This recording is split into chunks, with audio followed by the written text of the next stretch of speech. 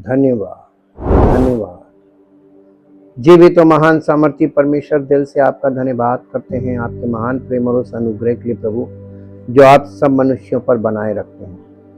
सबके जीवन में प्रभु आप ये आशा करते हैं कि लोग उद्धार पाएं, और आपने सबको उद्धार देने का प्रयोजन किया और योजना बनाई, और प्रभु सबके लिए आपने सब कुछ तैयार किया हुआ, ताकि जो कोई विश्वास करे वो उद्धार पाए और सिर्फ आपकी महिमा हो और आपका नाम महिमा पाए। धन्यवाद करते हैं प्रभु, आपके वचन को सुनने से पहले आपको धन्य कहते हैं और आपकी शरण में आते हैं और आपकी बड़ी महिमा चाहते हैं। हमारा जीवन आपकी महिमा को प्रकट करे और आदर और महिमा आपको मिले। प्रभु यीशु मसीह के पवित्र नाम से मांगते हैं, आमीन। Praise the Lord. सबको जय मसीह की। परमेश्वर का धन्यवाद करते हैं उत्तम समय के लिए, उसके बड़े आश्चर्य कर्मों के लिए जो हमारे जीवन में प्रति क्षण करता है। आपको नहीं पता है, आप जो सांस ले रही है एक अपने आप में आश्चर्य कर्म है। जिस दिन सांस रुकती है, कोई युक्ति, कोई बुद्धि, कोई शक्ति आपको सांस चला नहीं सकती। इस breathing is also a miracle. तो हम परमेश्वर का हर बात में धन्यवाद कर सकते हैं। आज देखिए, हम आपको ये चीज दिखाने के लिए हमने आपको रखा है कि मनुष्य का 3 पार्ट, देह, प्राण, आत्मा, और किस प्रकार ये जो जस्टिफिकेशन है, ये हमारी आत्मा का उद्धार हो जाता है जब हम यीशु मसीह पर विश्वास करते हैं, और ये क्लीन हो जाती है, और ये डेड थी, इसमें लाइफ आ जाती है। इसी को बोलते हैं रीजनरेशन। तो रीजनरेशन हो जाता है हमारी आत्मा का, और आत्मा में जीवन आ जाता है। इसी को पास्ट वर्क बोला गया है। Justification is a past work. ये हो चुका, यीशु मसीह ने हमारे लिए और सब मानव जाति के लिए कर दिया है, जो जिस दिन विश्वास करता है और अंगीकार करता है। और इसीलिए इस पद को निकाल के देखिए, आपको पता चल जाएगा उद्धार के बारे में बाइबल क्या कह रही है। इसमें कोई काम नहीं करना, कुछ नहीं करना। ये पास्ट वाले में आपको सिर्फ विश्वास करना है। यूहन्ना रोमियो की पत्री 10 अध्याय, रोमियो की पत्री 10 अध्याय, उसके ऊपर हेडिंग होगी उद्धार सबके लिए, क्योंकि सबके लिए उसने प्राण दिया, सबके लिए उद्धार है, कर दिया, पास्ट वर्क, और ये आत्मा में होना है। और इसको आप देखते हैं क्योंकि मूसा ने ये लिखा है कि जो मनुष्य उस धार्मिकता पर जो व्यवस्था से है चलता है, वो उसी धार्मिक नहीं, उसी से जीवित रहेगा। और परंतु जो धार्मिकता विश्वास से है, वो यूं कहती है, तू अपने मन में ये ना कहना कि स्वर्ग पर कौन। अब देखिए, 2 धार्मिकताएं यहां पर है। एक है रिलीजन, जो अपनी धार्मिकता पे चल रहा है उसी से जीवित रहेगा, जाओ, वो क्योंकि मृत्यु तक है, मृत्यु के बाद खत्म। इसके बाद कह रहा, परंतु वो धार्मिकता जो ये विश्वास करती है, वो धार्मिकता विश्वास से है, वो यूं कहती है, तू अपने मन में ये ना कहना कि स्वर्ग पर कौन चढ़ेगा, अर्थात मसीह को उतार लाने के लिए, या अधोलोक में कौन उतरेगा, अर्थात मसीह को मरे हुए में से जिलाकर ऊपर लाने के लिए। परंतु वो क्या कहती है कि वो वचन तेरे निकट है, तेरे मुंह में है और तेरे मन में है। ये वही विश्वास का वचन है जो हम प्रचार करते हैं कि यदि तू अपने मुंह से यीशु को प्रभु जानकर अंगीकार करे और अपने मन से विश्वास करे कि परमेश्वर ने उसे मरे हुए में से जिलाया, तो तू निश्चय उद्धार पाएगा। ये जो उद्धार यहां पर आप देख रहे हैं, वो ये है पास्ट वर्क, जस्टिफिकेशन। ये हमारी आत्मा का उद्धार, आत्मा को उद्धार मिल गया। We are free from the penalty of sin. हम पाप के दोष से मुक्त हो गए परमेश्वर की दृष्टि में। अब हम कलीसिया में आए। यही चीज हमको बॉर्न अगेन, ये हमें मसीह की देह का हिस्सा बनने के लिए हमें यहां पर आती, समर्पण करने को कहती है। अब आता दूसरा पार्ट। अब ये है प्रोग्रेसिव सैंक्टिफिकेशन। ये प्रेजेंट वर्क है, और ये तब तक चलेगा। 2 चीजें हैं, या तो हमारी आखिरी सांस, और या यीशु मसीह के सेकंड कमिंग। आखिरी सांस के बाद भी पूरी आशा है, क्योंकि वो जो पहले मर गए, मसीह में मरे, उनको पहले जीवन देगा, और फिर जो जीवित और बचे रहेंगे, यानी प्रेजेंट जनरेशन जो होगी, वो मरेगी नहीं। और ये दोनों को वो अपने देह में प्रकट करेगा महिमा सहित। वो ग्लोरिफिकेशन है। और ये देह सहित है, तो ये हमारा कंप्लीट रिडेम्पशन होगा। यहाँ पे पाप के दोष से मुक्ति, पाप की शक्ति से मुक्ति और पाप की उपस्थिति से मुक्ति, और हम संपूर्ण मानव और यीशु मसीह के स्वरूप में बदल जाएंगे। ये पूरा वर्क और ये प्लान ऑफ गॉड है। ये हमारे तीनों सेक्शन में, 3 पार्ट में कैसे काम कर रहा है। अभी हम लोगों ने जो देखा वहां पे हमने जो बताया था, अब आप उसको यहां से अंडरस्टैंड कर सकते हैं। फिर ये देखिए, ये है यहाँ पे जो ये हमारा सोल पार्ट है, प्राण रिलेट्स टू अदर, और ये वाला जो पार्ट है हमारा स्पिरिट वाला रिलेट्स टू गॉड, और ये वाला जो पार्ट है फिजिकल बॉडी वाला रिलेट्स टू एनवायरमेंट। हम इस संसार से संपर्क रखते हैं, बॉडी हमारी संसार से संपर्क में रहती है, आत्मा हमारी परमेश्वर से संपर्क में रहती है, और ये हमारा आपस में एक दूसरे के साथ संबंध। और इसीलिए आप देखेंगे कलीसिया में आपसी संबंध में बहुत चीजें रखी हैं, उसके बिना उद्धार क्लियर नहीं होगा, क्लीन चिट नहीं मिलेगी, और इसीलिए लोग यहाँ पर लंबे समय से फंसे हुए, ये क्लियर नहीं हो रहा है। और ये वाले पार्ट में हमें कुछ नहीं करना, ये वाले पार्ट में हमें नहीं कुछ करना, इसमें हमारा सहयोग के बिना कुछ नहीं हो सकता। अब आप समझिए कि उद्धार की ये प्लान ऑफ सैल्वेशन है, और ये अंदर जो मार्क रखा है, ये इस कार्य के पूर्णता पे क्वेश्चन मार्क लगा हुआ है, जिसे मोक्ष कहते हैं लोग। मोक्ष, व्हाट इज मोक्ष?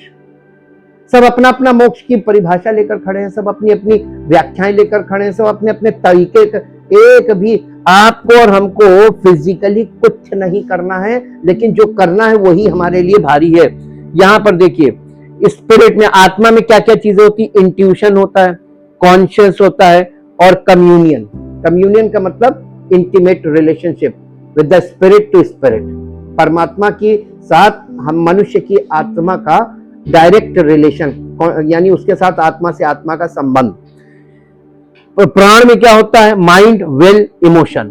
ये हमारा साइकोलॉजिकल पार्ट है, और ये हमारा स्पिरिचुअल पार्ट है। और उसके बाद है बॉडी। बॉडी में क्या है? फिजियोलॉजिकल। ये बॉडी फिजियोलॉजिकल आती है, तो ये जो है फिजियोलॉजिकल में है, ये साइकोलॉजिकल में है, और ये स्पिरिचुअल में। और संसार में स्पिरिचुअल किसे बोलते हैं? फिजिकल एक्टिविटीज और तमाम चीजों को वो स्पिरिचुअल बोल रहे हैं। कहां से स्पिरिचुअल है? जब तक हम जमीन पर जीवित हैं शरीर में, और ये प्रेजेंट हमारा जो प्रोग्रेसिव सैंक्टिफिकेशन वाले पार्ट में हम हैं, तो ये पार्ट लंबा रहेगा। और इस पार्ट में, क्योंकि इसको टाइम दिया गया 2000 ईयर्स, जो अब ऊपर जा रहा है, 2025 चल रहा है, तो ये पार्ट हमारा लंबा है, क्योंकि परमेश्वर सब पर अनुग्रह करके ठहरा। ये ग्रेस पीरियड चल रहा, समझ लीजिए। और ये जस्टिफिकेशन पार्ट, ये पास्ट है, ये विश्वास से हम इसको पार कर लेते हैं। लेकिन यहां पर हमको हमारा समर्पण और सारी चीजें यहां पर होनी है। हमारी बुद्धि नहीं होनी है, हमारी इच्छा बदल जानी है। हमारे जब इच्छा बदलेगी, बुद्धि नहीं हो जाएगी, तो हमारे इमोशन बदल जाएंगे। और फिर ये इस बात को हम लोग डिटेल में अभी और आगे भी समझेंगे, क्योंकि ये तो अभी लंबा प्रोसेस है। लेकिन हमने आपको ये एक्सप्लेन किया इस पिक्चर को, ताकि आप इसको अंडरस्टैंड करें कि ये क्या बता रही है। बाइबल में 2 महत्वपूर्ण यूनानी शब्द, लोगोस और रेमा। कौन कौन से ये यूनानी शब्द हैं? रियल जो नया नियम है वो यूनानी भाषा में लिखा हुआ, जैसे इंग्लिश में ग्रीक लैंग्वेज बोलते हैं। और ग्रीक लैंग्वेज आज के युग में ना तो कोई पढ़ पाता है, ना कोई उसको समझ पाता है। लेक्सिकॉन्स की सहायता लेनी पड़ती है, एक प्रकार की ये डिक्शनरी होती है। और ग्रीक और हिब्रू, पुराना नियम हिब्रू में, नया नियम ग्रीक में, इन दोनों डिक्शनरीज में हर वर्ड का एक अंक होता है, नंबर्स, और बिना नंबर के आप उसकी मीनिंग प्राप्त नहीं कर पाएंगे। और इसलिए वो थोड़ा सा टिपिकल है, लेकिन जो लोग, जिनको प्रैक्टिस हो जाती है, जो पूरी तरीके से अंडरस्टैंड करते हैं, वो उसको करते हैं। लोगो और रेमा का अर्थ, आदि में वचन था। यूहन्ना रचित सुसमाचार 1 अध्याय 1 पद, आदि में वचन था, और वचन परमेश्वर के साथ था, और वचन परमेश्वर था। इसमें 3 बार वचन वचन वचन। यहां पे वचन किस चीज को दिखा रहा है? यूहन्ना 1 अध्याय के 1 पद में हम इस शब्द का प्रयोग 3 बार देखते हैं। हर बार मूल यूनानी शब्द लोगोस है। लोगोस परमेश्वर के संपूर्ण वचन को समाहित करता है और शब्दकोश में इसे परमेश्वर के वचन, यानी शब्दकोश का मतलब होता है डिक्शनरी या कॉन्कॉर्डेंस आप कह सकते हैं, कॉन्कॉर्डेंस में इसे परमेश्वर के वचन, आदेश और परमेश्वर के द्वारा दिए गए नैतिक उपदेश, निर्देश, भविष्यवक्ताओं द्वारा पुराने नियम की भविष्यवाणी, प्रवचन, सिद्धांत, शिक्षा के रूप में परिभाषित किया गया है। संक्षेप में हम बस इतना कह सकते हैं कि लोगोस परमेश्वर के वचन की संपूर्ण सलाह है। ये जो लोगोस है, पवित्र शास्त्र जिसको बोला गया, ये परमेश्वर के वचन की सलाह है, एडवाइस। और परमेश्वर हमको गाइड करता है और निर्देशित करता है, आदेशित करता है, समझाने का एक प्रयास है परमेश्वर का वचन का। परमेश्वर का वचन लोगोस हमारे लिए इतना महत्वपूर्ण क्यों है? मसीही होना एक रिश्ते के बारे में है, किसी धर्म का हिस्सा होने या नियमों का पालन करने के बारे में नहीं। हमने आपको पहले भी बताया था, ये रिलीजन नहीं है, ये लाइफ स्टाइल और ये रिलेशनशिप पर, ये इसका आधार रिलेशनशिप है और वो भी डिवाइन रिलेशनशिप। और यहीं पर ये चीज दुनिया से, सब जगह से अलग हो जाती है। इसे अंडरस्टैंड आम आदमी नहीं कर सकता और इसीलिए कहा गया जब हम मसीह को अपनाते हैं तो हमें निंदा के साथ निकलना पड़ता है, क्योंकि लोग अंडरस्टैंड तो करेंगे नहीं, तो वो आपको उनकी जो समझ में आ रहा है वो बोलेंगे। आपको इतनी जल्दी बुरा नहीं मानना है, क्योंकि आपके स्टेटस में और उनके स्टेटस में आसमान और जमीन का अंतर हो जाता है। ये हमेशा याद रखिएगा। कोई व्यक्ति आपको क्या बोल रहा है, क्या ईश्वर को लोग दिन भर उल्टा सीधा बोलते हैं कि नहीं बोलते हैं? उसके ऊपर कौन सा दाग लग जाता है? वो और सामर्थी हो जाता है जितना आप, क्योंकि वो जितना लोग उसको गलत बोलते हैं उतना झेलते भी तो हैं। वो उनके बोली का उन्हीं के ऊपर इफेक्ट आता है। यहां पे यूहन्ना 1 अध्याय के 1 पद के अनुसार यीशु ही वचन यानी लागोस है। लोगोस कौन है? जीसस हिमसेल्फ लोगोस, वचन देधारी हुआ, लोगोस देधारी हुआ। यूहन्ना के 1 अध्याय के 14 पद में आप देखेंगे, यहां पर लिखा है, ये पद हमें बताता है कि यीशु ही वचन यानी लोगोस है जो देधारी हुए। यीशु परमेश्वर है और उनमें परमेश्वर के मुख से निकली हर बात समाहित है। वो लिविंग वर्ड बन गए, लोगोस से वो लिविंग वर्ड बन गए यानी देधारी हुआ। उसका वचन लोगोस ही वो माध्यम है जिससे हम परमेश्वर को जानते हैं, उससे जुड़ते हैं। उसका वचन हमें सिखाता है कि वो कौन है, उसे क्या पसंद है क्या नहीं। ये उसकी कहानी बताता है और ये भी कि परमेश्वर ने हमसे पहले दूसरों के साथ कैसे संबंध बनाए। इब्रानियों की पत्री 4 अध्याय के 12 पद में यहाँ पे ये लिखा है, क्योंकि परमेश्वर का वचन लोगोस जीवित और प्रबल है। दूसरे शब्दों में हमारे हाथों में जो बाइबल है वो केवल बहुत पुरानी कहानियों वाली कोई पुरानी किताब नहीं है। बाइबल परमेश्वर की सांस, परमेश्वर का स्वभाव, परमेश्वर का चरित्र और व्यक्तित्व है, जिसे उसने हमें उसे जानने के लिए मूर्त रूप में दिया है। और इस बात का आपको विश्वास दिलाना चाहता हूं कि बाइबल में परमेश्वर के साथ और उसे जानने का सबसे महान और दुर्भाग्य से सबसे अनप्रयुक्त अनुभव है जो हमें मानवीय रूप से प्राप्त हो सकता है। जब हम परमेश्वर को उसके वचन के माध्यम से जानना शुरू करते हैं और वो हमसे बात करना शुरू करता है तो हमें कभी भी तृप्ति नहीं मिलती। परमेश्वर अपने वचन के माध्यम से हमसे बात करते हुए हमारे भीतर एक ऐसा जुनून जगाता है जो हमें निरंतर उसका अनुसरण करने के लिए प्रेरित करता है। यीशु के पास लगातार आना और उसका पीछा करना ही वो बात है जिसके बारे में यीशु ने यूहन्ना 15 अध्याय के 4 पद में शिष्यों को निर्देश देते हुए कहा था। यहाँ पे क्या कहा है, पढ़ दीजिए। यूहन्ना रचित सुसमाचार 15 अध्याय का 4 पद।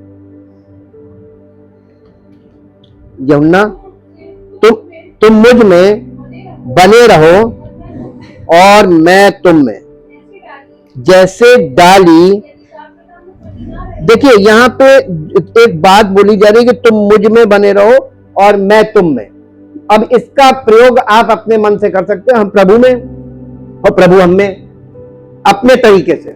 लेकिन यहां पर अपना तरीका नहीं लगा सकते, क्योंकि आगे वो ये बता रहा कैसे, कैसे मुझ में बने रहो। जैसे, जैसे का मतलब ऐसे मुझ में बने रहो। जैसे डाली यदि दाखलता में बनी ना रहे, अब कोई पेड़ की डाल है, वो उससे काट दी जाए पेड़ से, तो क्या वो जीवित होगी या वो फलवंत होगी? वो कनेक्शन यहां पर दिखाया जा रहा है कि सही तरीके से जुड़ना, ऐसा जुड़ो, तुम मेरी आत्मिक देह अर्थात कलीसिया से ऐसे जुड़ जाओ जैसे डाली दाखलता से जुड़ी होती है। और फल तभी आएगा, जीवन भी तभी मिलेगा तब जब तुम्हारा कनेक्शन सही होगा।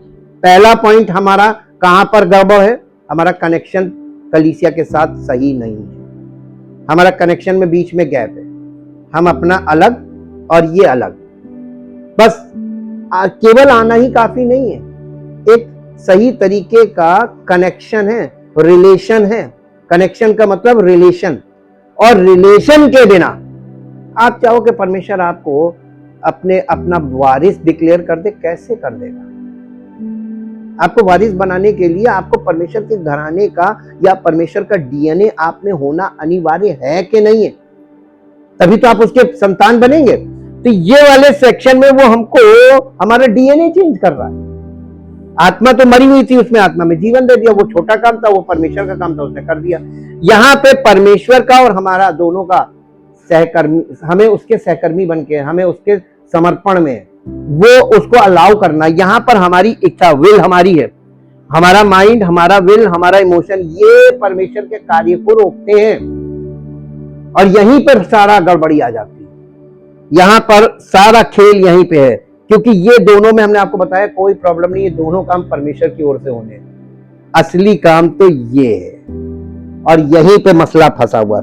जैसे डाली यदि दाखलता में बनी ना रहे तो अपने आप से नहीं फल सकती, वैसे ही तुम भी यदि मुझ में बने ना रहो तो नहीं फल नहीं सकते। फल सकने का मतलब है कि तुम्हारे जीवन में आत्मा के फल प्रकट नहीं हो सकते, यानी तुम पूरी तरीके से आत्मिक रूप से परिपक्व नहीं हो सकते।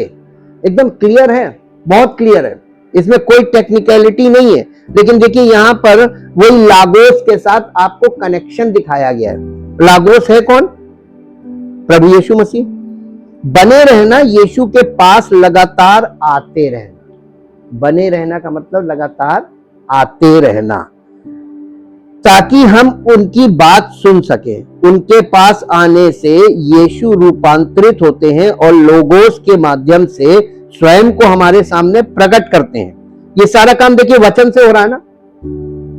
रेमा, बाइबल में प्रयुक्त शब्द रेमा के लिए, रेमा एक और शब्द है। रेमा की सरल परिभाषा का अर्थ है एक विशिष्ट बोला गया शब्द, और शब्दकोश में या लेक्सिकॉन में किसी भी प्रकार का संदेश के रूप में परिभाषित किया गया। कल भी हमने आपको बताया था, उपदेश, निर्देश, ये सब जो बोले जा रहे हैं ये रेमा है। और लोग मालूम है, लोगोस तो अंडरस्टैंड नहीं करते, और रेमा जो वो सुन रहे हैं उसका अनादर कर रहे हैं। वो अपनी बुद्धि, अपनी इच्छा और अपनी भावना उसमें मिला रहे हैं सुने हुए वचन से जो बोला जा रहा है। अब आप देखिए कि आप कहां पर गड़बड़ी में फंस रहे हैं, जो अभी तक आपको समझ में नहीं आ रहा है। और इसीलिए हम कह रहे हैं ना कि जो ट्रांसफॉर्मेशन ऑफ लाइफ है वो हो क्यों नहीं रहा, और वो भी बाहर का नहीं बदलना है, इनर मैन, हमारा भीतरी मनुष्यत्व परिवर्तित होना है। पहली बार हम यीशु को रेमा का प्रयोग मत्ती रचित सुसमाचार के 4 अध्याय में और 4 पद में करते देखते हैं।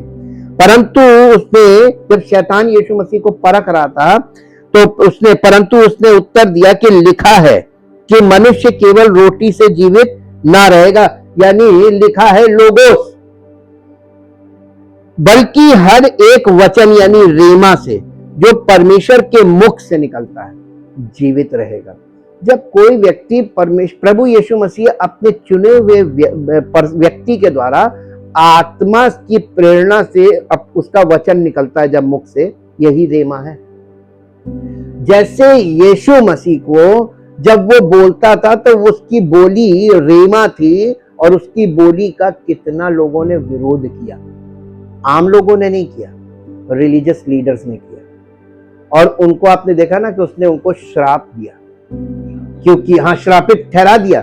और आज देख लीजिए कि लोग किसी कॉमन मैन के द्वारा जब पवित्र आत्मा की वाणी निकलती है, उसको छोड़ के रिलीजियस टीचर्स की बातें सुनते हैं। आज भी वही है, कोई फर्क नहीं हुआ उस समय से इस समय में। आप पवित्र आत्मा, यीशु मसीह एक ऐसा इनसिग्निफिकेंट व्यक्ति था जो बहुत मशहूर नहीं था, बोली के मामले में बिल्कुल भी नहीं था। वो उपदेश देता था और बड़े निर्बल वर्ग के लोग उसके पास आते थे और अमीर लोग भी आते थे। लेकिन अमीर लोग उसके आश्चर्य कर्म देखने के लिए कि वो क्या करता है, क्या कैसे बोल रहा है, इसे उसको ऑब्जर्व करने के लिए आते थे। असली फायदा वो लोग उठाते थे जो कॉमन लोग थे, जो पीड़ित लोग थे, उनको फायदा मिलता था। परमेश्वर की योजना भी यही थी। परमेश्वर की योजना भी यही थी कि जो मजबूत समाज में मजबूत लोग हैं उनको नहीं, परमेश्वर निर्बल लोगों के लिए आए, कंगालों को सुसमाचार सुनाया जाता।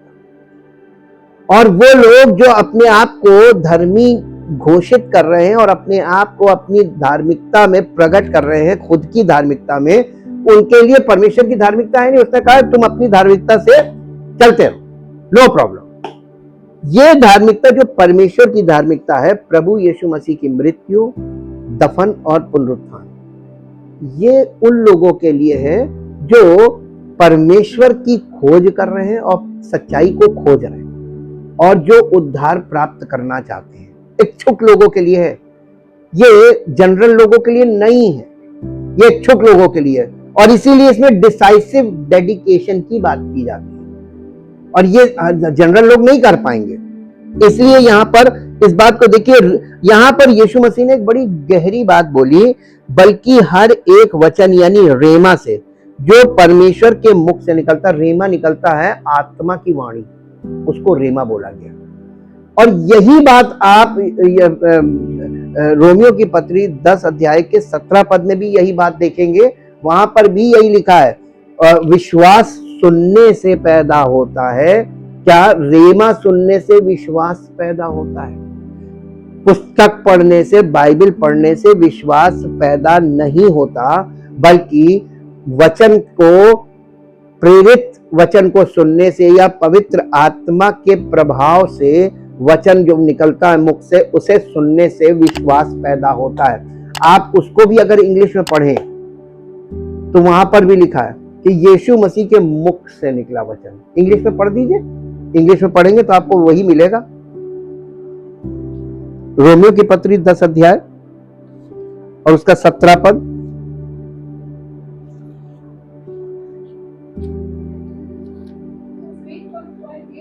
So faith comes by hearing what is told। ये पास्ट है ना, what is told, यानी ये है logos. And what is heard comes by the preaching of the message that came from the lips of Christ the Messiah himself। देखिए, आपको अगर ये बात अभी तक नहीं समझ में आ रही है कि पुराने नियम में ढेर सारे भविष्यवक्ताओं के द्वारा परमेश्वर ने बातें की, लेकिन नए नियम में परमेश्वर के ढेर सारे भविष्यवक्ता नहीं हैं। तो ये ढेर सारे शिक्षक कहां से खड़े हो गए? ये ढेर सारी आत्माएं कैसे प्रचार करने लगी? डीमंस। पौलुस ने इस बारे में लिखा कि हर एक आत्मा का विश्वास ना करो, वरन आत्माओं को परखो। अब आप बताइए, आत्मा को परखने के लिए क्या चाहिए? लोगोस और रेमा दोनों चाहिए। खाली लोगोस से भी आप नहीं समझ पाएंगे, खाली रेमा से भी नहीं समझ पाएंगे। इसलिए दोनों का कॉम्बिनेशन चाहिए आपको। प्रॉपर थॉरो एजुकेशन चाहिए, फुल अंडरस्टैंडिंग चाहिए इनको पहचानने के लिए, आत्मा को पहचानने के लिए। इसलिए आपको परमेश्वर यही चाहता है, मसीह चाहता है कि उसके जो लोग हैं वो प्रॉपर अंडरस्टैंडिंग जब तक नहीं होगी तब तक वो पहचान नहीं सकते। इसीलिए तो वो यहाँ पर काम लंबा कर रहा है, यहाँ पे उस काम को ऐसा कर रहा है कि परमेश्वर का कभी कोई काम अधूरा नहीं होता है और ऐसा नहीं होता है कि उस काम को फेलियर में डाला जाए। परमेश्वर का काम हमेशा से एक तो अटल होता है और इटर्नल होता है। इटर्नल, अब आप इसको अंडरस्टैंड के लिए from the lip of Christ, मसीह के मुख से निकला वचन, इसके लिए आप पढ़ दीजिए इब्रानियों की पत्री 1 अध्याय और उसका 1 पद, पहले 2 पद पढ़ दीजिए, बस 1-2। पूर्व युग में, यानी ये प्राचीन काल की बात की जा रही है, ओल्ड टेस्टामेंट की। पूर्व युग में परमेश्वर ने बाप दादों से थोड़ा थोड़ा करके और भांति भांति से भविष्यवक्ताओं के द्वारा बातें कर इन अंतिम दिनों में हमसे पुत्र के द्वारा बातें की, जिसे उसने सारी वस्तुओं का वारिस ठहराया और उसी के द्वारा उसने सारी सृष्टि की। अब आप बताइए कि आपको कलीसिया में जो वाणी सुनने को मिल रही है वो बोल कौन रहा है? Spirit of Christ. और स्पिरिट ऑफ क्राइस्ट की बोली का विरोध करने के बारे में प्रभु यीशु मसीह ने बताया था उस समय कि तुम मेरी निंदा करोगे, माफी मिल जाएगी। यानी लोगोस की निंदा करोगे, लोगोस मतलब लिखित वचन, उसकी माफी हो जाएगी, लेकिन रेमा की निंदा की माफी नहीं, क्योंकि ये उसके मुख की वाणी है और उसके मुख की वाणी का विरोध बिल्कुल भी माफ नहीं किया जाएगा। थोड़ी डेंजरस चीज है, अगर अंडरस्टैंडिंग में आपके आ गई तो आपको समझ में आ जाएगा ये है तो खतरनाक। ये आग से खेलना है, आग से खेलना है, क्योंकि परमेश्वर के वचन को आग इसीलिए तो बोला गया। आग का मतलब होता है प्योरीफायर एंड डिस्ट्रॉयर ऑल्सो। ये प्योरीफाई भी करता है, ये डिस्ट्रॉय भी करता है, इसलिए इसके साथ बिल्कुल भी खिलवाड़ नहीं करना चाहिए। जैसा कि लोग इसको तोड़ मरोड़ के और गलत शिक्षाएं निकाल रहे हैं, और ये जो कर रहे हैं ना, इसकी माफी नहीं है, बिल्कुल नहीं है। वो गलत तरीके से लोगों के सामने वचन बोल रहे हैं, वो रेमा नहीं है, लेकिन वचन को पॉल्यूट करके उसको लोगों को सिखाना। ये यीशु मसीह ने बताया था कि यदि कोई इन आज्ञाओं को गलत तरीके से मानेगा और गलत तरीके से सिखाएगा, उस स्वर्ग के राज्य में उसको दंड मिलेगा और उसको एकदम निम्न लेवल मिलेगा। लेकिन जो इन पर अमल करेगा और उन्हें वैसे ही सिखाएगा, वो महान कहलाएगा। यहां पर उसने दोनों चीजों को अलग अलग करके रखा है। अंडरस्टैंडिंग आपकी बहुत अच्छी होनी चाहिए, क्योंकि परमेश्वर के वचन हमारी बुद्धि से बाहर है, यानी परे हैं। ये लिटरेचर नहीं है कि हम इसको पढ़कर एक्सप्लेन कर दें। ये डिवाइन बुक है और ये पास्ट में लिखी गई है, और प्रेजेंट में इसको स्पष्ट करने के लिए हम अपनी बुद्धि का प्रयोग नहीं कर सकते। ये डिवाइन स्पिरिट के द्वारा ही संभव है। जब तक हम पवित्र आत्मा का मंदिर नहीं बनते, तब तक ये वाणी हमारे मुख से शुद्ध नहीं निकलेगी। यह है समस्या। और परमेश्वर जब किसी को प्रिपेयर करता है तो उसको बहुत लंबे समय लगता है उसे उस व्यक्ति को तैयार करने के लिए। अब देखिए, रेमा, मूल रेमा अर्थ इसमें है, मनुष्य केवल रोटी से नहीं बल्कि बोले गए प्रत्येक विशिष्ट शब्द से जीवित रहेगा, या संदेश रेमा जो परमेश्वर के मुख से निकलता है। मत्ती रचित सुसमाचार उसका 26 अध्याय और उसका 75 वर्ष पढ़िए, 75 पद।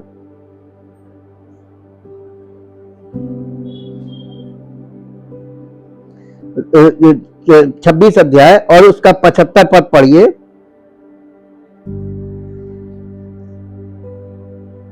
मिला? मत्ती 26। तब पतरस को यीशु की कही हुई बात, उसको रेमा याद आया। रेमा याद आया। आपको हो सकता है बाइबल में क्या लिखा है याद ना रहे, लेकिन जो आप सुनते हैं पवित्र आत्मा की वाणी, स्पोकन वर्ड, रेमा, ये आपको वक्त पे जरूर याद आएगा। इसका एक एग्जाम्पल बड़ा सटीक है। पतरस यीशु मसीह से कह रहा था, इसका हम थोड़ा सा पिछला बता दे। यीशु मसीह से कहने लगा, मैं तेरे साथ मरने को तैयार हूं।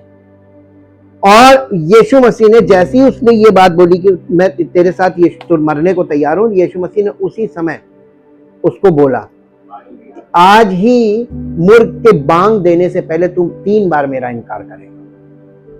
लोगोस हमको वो बता देता है, भविष्य बता देता है। जो हम लोगोस को नहीं जानते तो हम भविष्य नहीं जानते, लेकिन यीशु मसीह ने जब रेमा में बोल दिया, वो उसके कानों से उसके दिल में गया, और जैसे ही 3 बार इनकार उसने किया, वो फूट फूट कर रोया बाहर जाके। उसे याद आ गया कि उसने ये कहा था।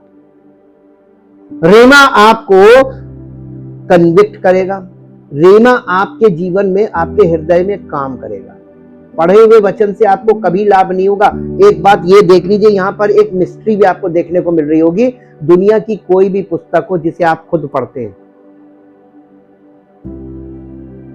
वो डिवाइन बुक इसलिए नहीं है क्योंकि उसको आप खुद पढ़ रहे हैं, अपना माइंड, विल, इमोशन का इस्तेमाल कर रहे हैं। तो उद्धार खुद से नहीं है, ना सैंक्टिफिकेशन हम खुद कर सकते हैं। सैंक्टिफिकेशन भी रेमा से ही है। अब आप देखिए परमेश्वर कितना महाबुद्धिमान है कि उसने ऐसी योजना बनाई है कि दुनिया में कोई भी उसके इस कार्य की कॉपी ही नहीं कर सकता। इसलिए ये एकदम मिस्टीरियस है और एकदम डिफरेंट है। एक तरफ पूरी दुनिया और एक तरफ ये, एकदम आपका इसका संसार से कोई लेना देना, संपर्क कुछ नहीं। इसलिए ये हर मनुष्य की समझ से परे है। हम बार बार इस चीज को बोलते हैं कि समझ से परे। और यहां पर हमने इस चीज को देखा कि रेमा उसको याद आया, और पतरस को यीशु का वो वचन यानी रेमा स्मरण आया जो उसने उससे कहा था, मूर्ख के बांग देने से पहले तू 3 बार मेरा इनकार करेगा। तब वो बाहर गया और फूट फूट कर रोने लगा, यानी वो इस बात के लिए खेद प्रकट कर रहा था। रेमा शब्द की न केवल विशिष्टता पर बल्कि उसकी व्यक्तिता पर भी ध्यान दें। रेमा शब्द के उत्तेजक, आनंद और जीवन का अनुभव ही वो जगह है जहां परमेश्वर वास्तव में व्यक्तिक हो जाता है। यहीं पर लागोस की चुनौती और दृढ़ विश्वास भी हमारा आनंद बन जाता है, क्योंकि रेमा शब्द की व्यक्तिता और विशिष्टता का अनुभव करना हमारी आत्मा के लिए प्राण और जीवन की पूर्ण परिपूर्णता है। रेमा के शब्द हमें केवल यीशु के साथ निरंतर संबंध में ही प्राप्त होते हैं, यीशु में बने रहने से। इसीलिए उसने कहा था, यदि इसमें आप 15 अध्याय निकालिए, यूहन्ना 15 अध्याय, हम आपको एक चीज दिखाते हैं। यूहन्ना 15 अध्याय, उसमें आगे उसने एक बात और बोली। जब आप इसको पढ़ते हैं, इस अध्याय में बहुत सी चीजें हैं जो प्रैक्टिकल आपको अंडरस्टैंड करनी है। अब इसका 6वां पद पढ़िए। यदि कोई मुझ में बना ना रहे तो वो उस डाली के समान फेंक दिया जाता और सूख जाता, और लोग उन्हें बटोर कर आग में झोंक देते हैं और वो जल जाती है। अब इसके बाद 7वां पद पढ़िए। यदि तुम मुझ में बने रहो, और यानी लोगोस, तुम मुझ में बने रहो, ये कलीसिया में बॉडी ऑफ क्राइस्ट, और मेरा वचन लोगोस तुम में बना रहे, तो जो चाहो मांगो और वो तुम्हारे लिए। हाँ, तो यहां पर देखिए उसने इस बात को खोल दिया कि क्या, कैसे तुम्हारी सब बातों को वो पूरा कर सकता है। और यहां पे वचन में बने रहने की बात कह रहा, लोगोस में, और लोगोस में बने रहने के लिए कलीसिया में बने रहो। आया ना स्पष्ट? कलीसिया में बने रहोगे, लोगोस में बने रहोगे, और लोगोस में बने रहोगे, रेमा मिलता रहेगा, क्योंकि रेमा, लोगोस जो है वो रेमा का आधार है। अब आपको लोगोस ही नहीं मालूम तो रेमा का अनुभव कैसे आपको मिलेगा? अगर कोई व्यक्ति पहली बार आता है तो उसको रेमा से कोई लाभ मिलता है? कुछ नहीं। जिसको लोगोस समझ में आने लगता है उसी के जीवन में रेमा काम करने लगता है। यहां पे आप एक अनुभव से इस बात को देख सकते हैं। रेमा के शब्द हमें केवल यीशु के साथ निरंतर संबंध में ही बने रहने में ही प्राप्त होते हैं, यीशु में बने रहना और पालन करना सीखना। यीशु के साथ अपनी यात्रा के 3 साल बाद जब हम स्थिर रहना सीख रहे थे, ये व्यक्ति है, इन्होंने कहा मैं स्थिर रहना सीख रहा था, तब पहली बार यीशु ने मुझसे एक विशिष्ट और व्यक्तिगत वचन, एक रेमा वचन बोला, जब मैं उनका वचन लोगोस पढ़ रहा था। तो ये लोगोस के द्वारा ही रेमा आता है। जब ये उसको पढ़े 3 साल लग गए, 3 साल तक इनको कुछ पता नहीं था और रेमा इनको नहीं मिल रहा था। आज मालूम है क्या चीज जरूरी, मैं आपको एक और चीज दिखाता हूं, रेमा कितना दुर्लभ है पुराने समय से। ये मेरे साथ निकालिए पहला सैमुएल, पुराने नियम में भी दिखा सकते हैं, आप यहां से भी देख सकते हैं। परमेश्वर प्रकट होके बात करता था, परमेश्वर कभी भी यानी हवा में बात नहीं की। जैसा आज लोग कहते हैं ना, हमको वाणी सुनाई दी, ऐसे वाणी नहीं आती।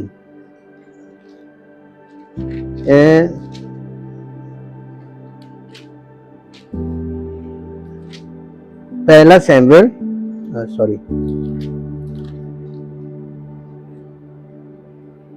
पहले सैमुएल का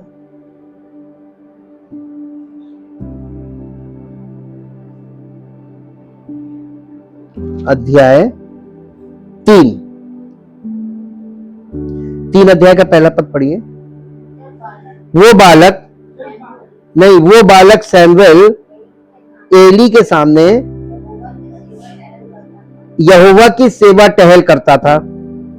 उन दिनों में यहोवा का वचन, ये वचन यहां पे नहीं, ये रेमा है। रेमा दुर्लभ था, आज से नहीं है, ये आरंभ से आ रहा है। रेमा बड़ा दुर्लभ था, लोगों उस जमाने में भी था सबके पास, लेकिन रेमा दुर्लभ था, ये नहीं मिलता था। और दर्शन कम मिलता था। जब रेमा नहीं होगा दर्शन नहीं मिलेगा, बिना रेमा के प्रकाशन नहीं मिलता। नहीं, रेमा के बिना स्पोकन वर्ड सुनेंगे तभी प्रकाशन मिलेगा। स्पोकन वर्ड को आप एक्सेप्ट नहीं करेंगे, आपको प्रकाशन नहीं मिलेगा। यही है दर्शन। रेमा दुर्लभ चीज है, रेमा मिलने लगता है तो आपको प्रकाशन मिलने लगेगा। अगर आप रेमा को ग्रहण करते हैं और उस पर विश्वास करते हैं और उसको अपने जीवन में लागू करते हैं तो आपको उसका लाभ मिलेगा। अब यहां पर हम लोग एक चीज देखते हैं कि परमेश्वर का वचन कितनी इंपॉर्टेंट चीज है हर व्यक्ति के लिए जो परमेश्वर के वचन को आज नहीं समझ पा रहा है, वो लिखित को ही सही समझ रहा है। लिखित को आपको समझने के लिए आपको स्पोकन चाहिए। जब व्यवस्था थी, व्यवस्था के समय में उस समय में व्यवस्था के शिक्षक हुआ करते थे जो लोगों को परमेश्वर के नियम और व्यवस्थाएं लोगों को सिखाते थे। हाँ, वो शब्द, उसको कहते हैं शब्द के सेवक। जब शब्द के सेवक उनको लोगों को गाइड करते थे, ये मत करो, ऐसे मत करो, ये मत करो, डूज एंड डोंट्स बताते थे, कितनों को फायदा हुआ ये बताइए? कौन सिद्ध हुआ है? जो काम व्यवस्था शरीर के द्वारा दुर्बल होने के कारण ना कर सके, उसे परमेश्वर ने किया। अपने ही पुत्र को पाप में शरीर की समानता में भेजकर और शरीर पर पाप का दंड भोगने के लिए। क्यों? क्योंकि वो शारीरिक लोग थे और परमेश्वर की आज्ञाओं को शारीरिक रूप से लोगों को सिखा रहे थे कि ये मत करो, ऐसे मत करो, वैसे मत करो। और इसका नियम, ये सारी चीजें ओल्ड टेस्टामेंट में जो टेंपल में थी, डूज एंड डोंट्स और रिचुअल्स, इनसे अगर लोगों को उद्धार मिल गया होता तो परमेश्वर के पुत्र को आकर पाप का बलिदान ना चढ़ाना पड़ता। वो हम फॉरएवर कर दिया उसने, ये सब बंद करो, ये सब जमाने गुजर गए, तुम लोग वही करते चले आ रहे, लकीर पीट रहे, सेम चीज सेम चीज सेम चीज सेम चीज सेम चीज सेम चीज करने से परमेश्वर उकता गया। देखना मांगेंगे? आइए देखिए, निकालिए परमेश्वर कितना उकता गया है ये रिचुअल्स और इन सब चीजों से। ये इजराइलियों को उसने इस बात के लिए बहुत कस के झाड़ लगाई और भविष्य वक्ताओं के द्वारा, और कहा कि ये सब बेकार है तुम कर रहे हो, मैं इन सब चीजों से अब उकता गया हूं, ऊब गया हूं, और वो चिढ़ गया। यशायाह नबी की पुस्तक, उसका पहला अध्याय निकालिए,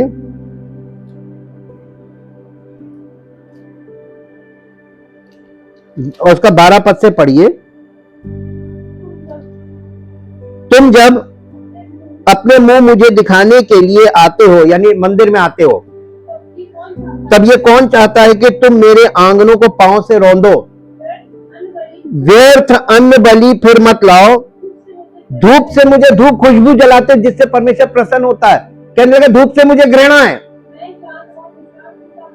और नए चांद और विश्राम दिन का मनाना, यानी त्योहारों का मनाना, और स्वभाव का प्रचार करना ये मुझे बुरा लगता है। महासभा के साथ ही साथ अनर्थ काम करना मुझसे सहा नहीं जाता। तुम्हारे नए चांदों और नियत पर्वों के मानने से मैं जी से बैर रखता हूं। वे सब मुझे बोझ जान पड़ते हैं। मैं उनको सहते सहते उकता गया हूं। जब तुम मेरी ओर हाथ फैलाओ, मुख फेर लूंगा। जब तुम मेरी ओर हाथ फैलाओ, मैं तुमसे मुख फेर लूंगा। तुम कितनी भी प्रार्थना क्यों ना करो तो भी मैं तुम्हारी ना सुनूंगा, क्योंकि तुम्हारे हाथ खून से भरे हैं। अपने को धोकर पवित्र करो मेरी आंखों के सामने से। अपने, देखिए यहां सैंक्टिफिकेशन आ गया। हाँ, जस्टिफिकेशन और सैंक्टिफिकेशन के बिना परमेश्वर प्रार्थना नहीं सुनेगा। भविष्य में बुराई, अरे कहां छोड़ दे, स्वभाव है भलाई करना। भलाई आप सोचते कि लोग भलाई कर रहे ना, वो स्वार्थ है जो भलाई के रूप में दिख रहा है, वो भलाई नहीं है। इंटेंशन में स्वार्थ है।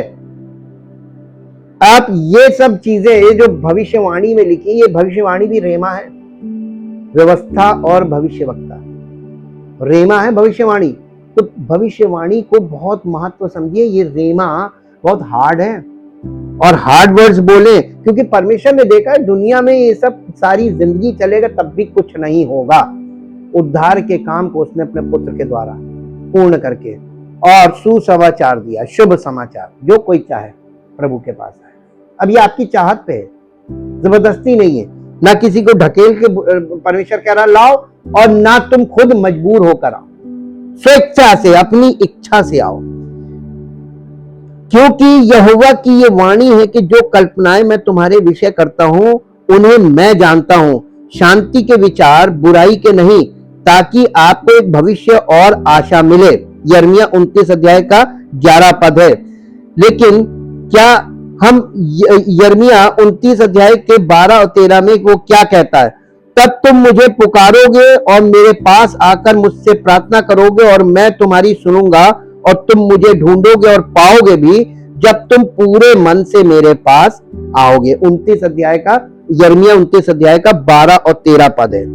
यहां पर इस बात को देखिए, आप परमेश्वर के पास आ रहे हैं, आप हाफ हार्टेडली आ रहे हैं, आधा मन कहीं और आधा मन कहीं और, एक्सेप्ट नहीं। जब लोग मालूम कलीसिया में भी आते हैं या वचन सुनने बैठते हैं तो उनका आधा दिमाग कहीं और होता, आधा यहां होता। आपको कभी, यानी मनुष्य धोखा खा सकता है, लेकिन परमेश्वर, उसको धोखा नहीं दिया जा सकता। परमेश्वर चाहता है कि हम उन रेमा वचनों को सुनने से पहले पूरे मन से उसका अनुसरण करें। लेकिन यीशु द्वारा हमसे रेमा वचन कहने से हमारे भीतर एक ऐसी आग जलेगी जिसे हम कभी बुझा नहीं पाएंगे। भजनहार जानता था कि परमेश्वर से एक व्यक्तिगत और विशिष्ट वचन सुनने का क्या अर्थ है, इसलिए उसने लिखा। 119 अध्याय का 103 पद पढ़ दीजिए। भजन संहिता 119 अध्याय का 103 पद। 119 अध्याय का 103। जी, तेरा वचन मुझको कैसा मीठा लगता है, वे मेरे मुंह में मधु से भी अधिक मीठा है। यानी परमेश्वर के वचन में आपको आनंद आने लगेगा, वो आपको मीठा लगने लगेगा। क्यों? क्योंकि आप उसको पूरे मन से जब ग्रहण करेंगे। परख कर देखो कि यहोवा कैसा भला है, धन्य है वो मनुष्य जो उस पर भरोसा रखता है। तो यहां पर भी भजन संहिता 34 अध्याय का 8 पद, परख कर देखो। तो परख कर क्या देखो? परमेश्वर का कोई स्वरूप नहीं है और ना वो दिखाई देता। आपको परखने के लिए क्या? आदि में वचन था, वचन परमेश्वर के साथ था और वचन, ये लोगोस, इसको परखो। ये हमारे सामने है। तो परमेश्वर को आप कैसे जान सकते हैं? इससे, तो इसे परखो, परमेश्वर के वचन लोगोस को परखो और लोगोस का आनंद लो। लोगोस से तुमको रेमा मिलेगा। और यही बात वो सिखाई जा रही थी। पुराने समय के जो भविष्य वक्ता थे वो रेमा के द्वारा हम लोगों को जागरूक कर रहे थे। भजन आर परमेश्वर से एक व्यक्तिगत और विशिष्ट वचन सुनने के आनंद और को जानता था, और वो चाहता था कि दूसरे भी उसी तरह परमेश्वर से मिले। और हम भी ऐसा ही महसूस करते हैं। एक बार जब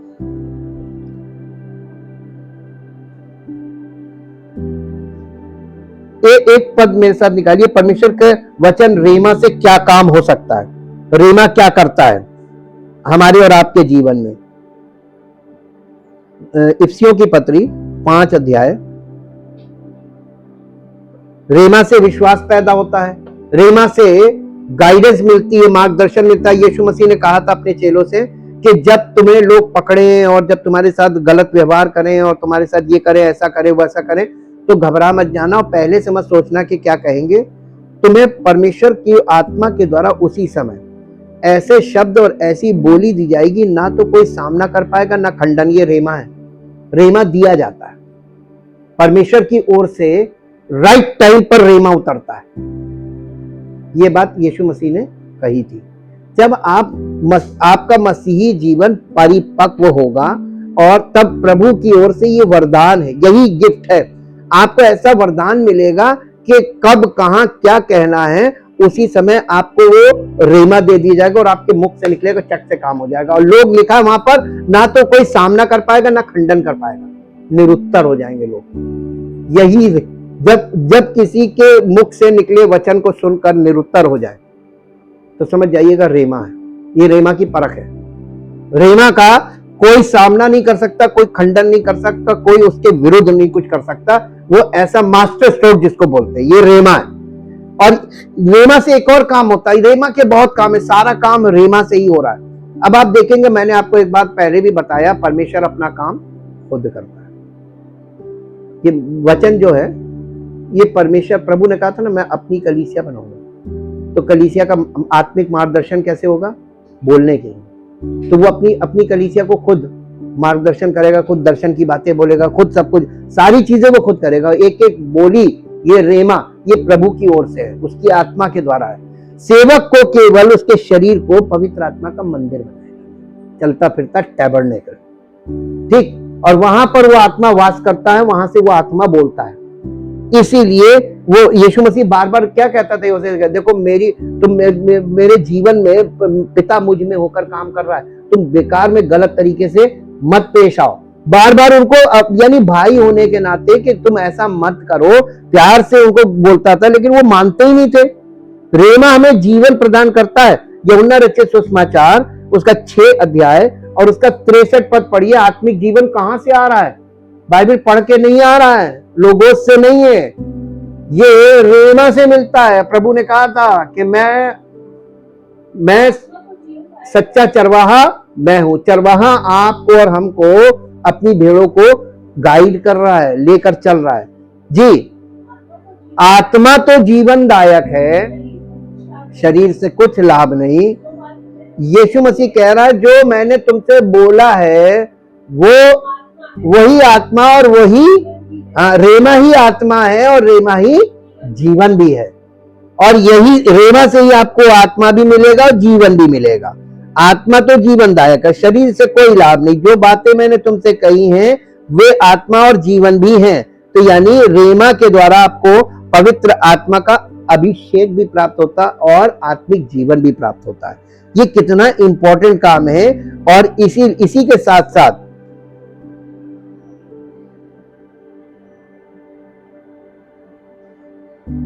रेमा हमें धोती है, धुलाई करती है, यानी शुद्धिकरण की बात की जा रही।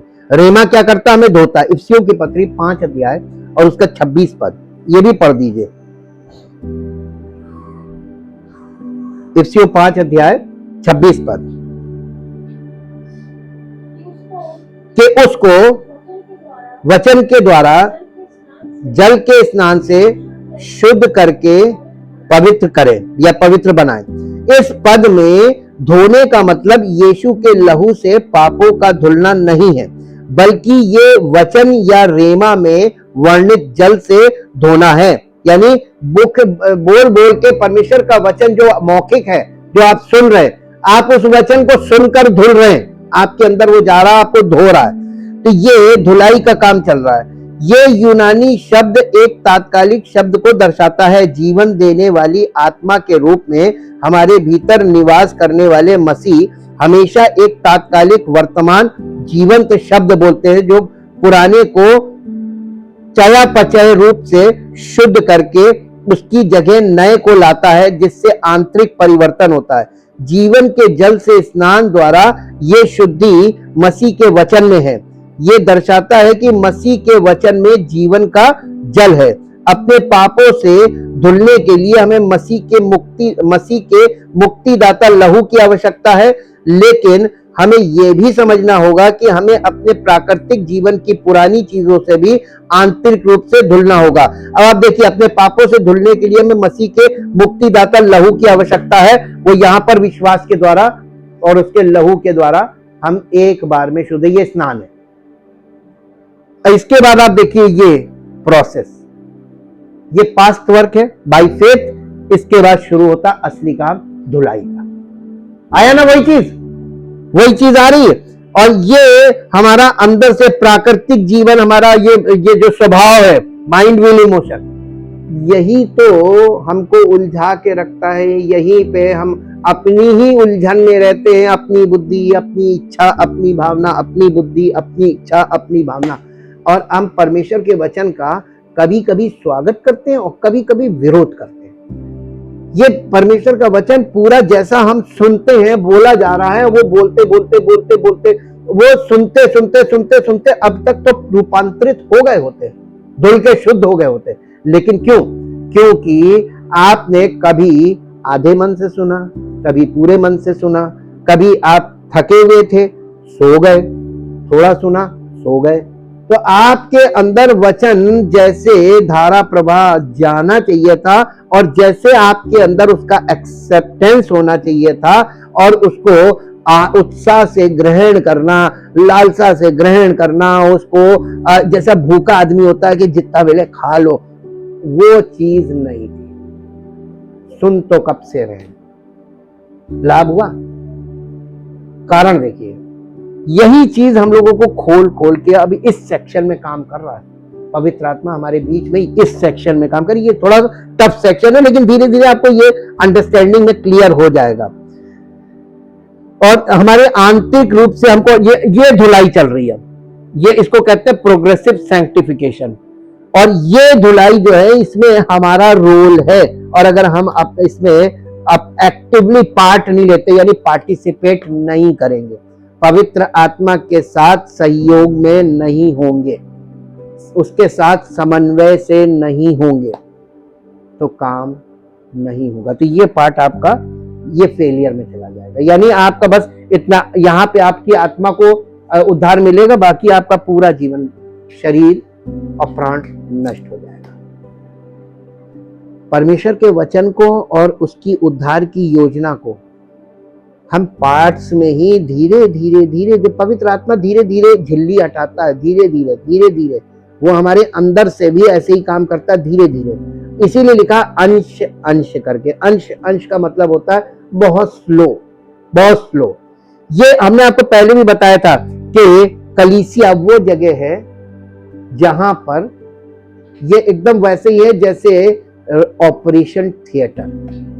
कोई गया ऑपरेशन थिएटर में? ऑपरेशन थिएटर में जब आप जाते हैं तो अंदर काम किया जाता है ना, अंदर का काम।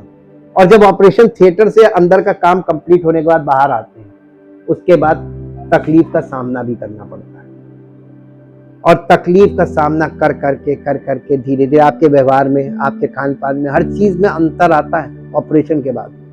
और एक लंबे समय तक आपको एक विशेष परिस्थिति का सामना करना पड़ता, तब आप पूरी तरीके से नए होते हैं। बस यही काम हो रहा है। ये ऑपरेशन थिएटर वाला काम है, यहाँ ये पेनफुल है, लेकिन ये काम बहुत जरूरी है।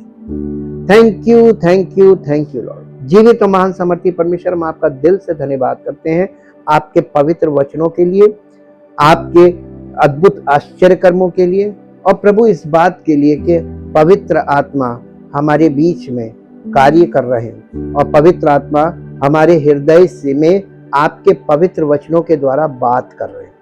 हाँ प्रभु, आप सबसे व्यक्तिगत तौर पर बात कर रहे हैं। आपका वचन सामूहिक रूप से बोला तो जाता है, लेकिन वो ग्रहण व्यक्तिगत रूप से होता है। जैसा कि प्रेरितों का काम 2 अध्याय में पतरस ने खड़े होकर आपके आत्मा से प्रेरित होकर बोला, सुसमाचार सुनाया और सब देशों के लोगों ने अपनी अपनी मातृभाषा में व्यक्तिगत तौर पर उसको प्राप्त किया।